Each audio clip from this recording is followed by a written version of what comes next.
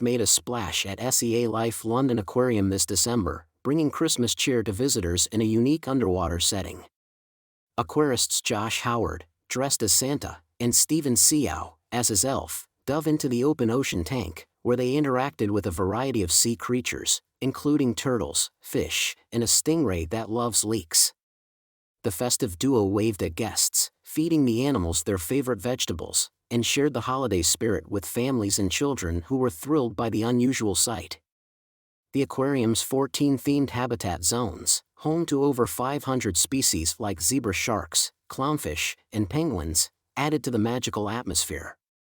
Catherine Pritchard, SEA LIFE London's general manager, expressed the joy of seeing visitors' delighted reactions as they experienced this joyful underwater spectacle, marking a special start to the holiday season.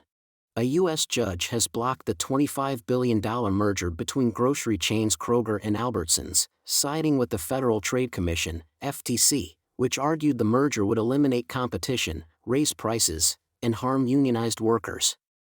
A separate decision from a Washington state court judge also blocked the deal.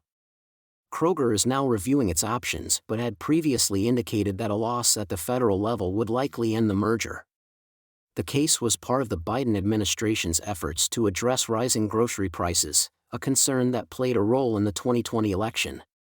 Despite Kroger's defense that the merger would lower prices, particularly at Albertsons, unions have opposed the deal, warning of potential job losses. Questions to Prime Minister Andy MacDonald. Number one, Mr. Speaker. Prime Minister. Thank you, Mr. Speaker.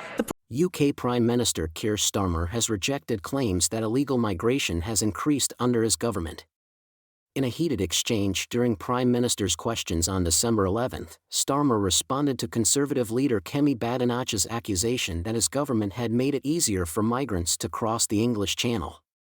He pointed to a new deal with Germany to close a legal loophole that had allowed human traffickers to store small boats used for crossings, emphasizing his government's efforts to combat illegal migration.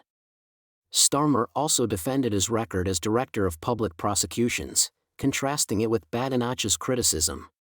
Meanwhile, concerns over inheritance tax changes were raised by Liberal Democrat leader Ed Davey, as farmers protested outside Parliament. Starmer maintained that few farmers would be affected by the new tax rules, despite opposition claims. At 82, Kasia Volari is a true inspiration, scaling the rocky heights of Rio de Janeiro's Morro de Urca Hill with unwavering strength and a bright smile.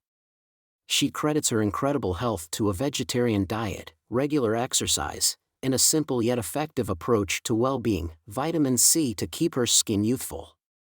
Her climbing instructor, Raphael Rain, is in awe of her vitality, saying she outperforms even younger climbers in terms of strength, posture, and good humor.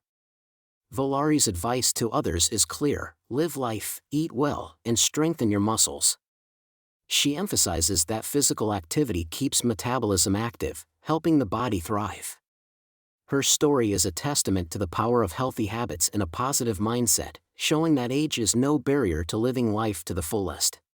Afghan Taliban's acting Minister for Refugees, Khalil Rahman Haqqani, has been killed in a blast in Kabul along with 6 others, according to his nephew, Anas Haqqani.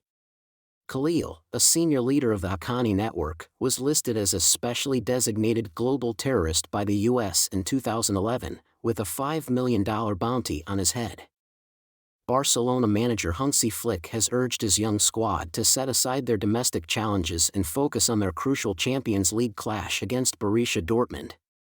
With both teams tied at 12 points, Flick highlighted the importance of securing 3 points to strengthen their position in the next stage.